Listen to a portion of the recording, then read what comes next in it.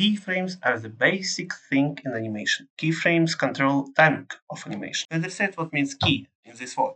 It means important. But what are the frames? Animation consists of small parts called frames. It's images which we create after rendering. How many frames? So many images. In this sequence, our airplane moves from one point to another because the airplane has keyframes. Camera moves too because it has keyframes. The best thing of keyframes is that you don't have to change position of this airplane each frame because keyframes do that for you. Repeat after me. We create a cube.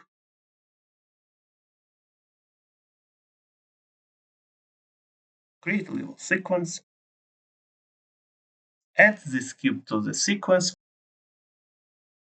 Open transform. There's all information about the location, rotation, scale of this actor. Now we press the magic button plus, which creates keyframe. Now we have a keyframe.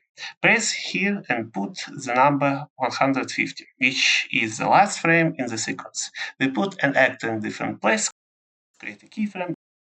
Now we see our animation and our animation is ready. Also, there's an important thing in keyframes is to put them in right time.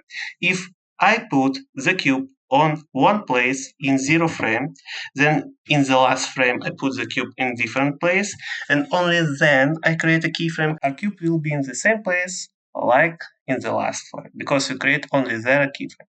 We shall have to create keyframe first, then we move to another frame and create there a keyframe. Now everything is right. But what if I don't want to move my cube for some time?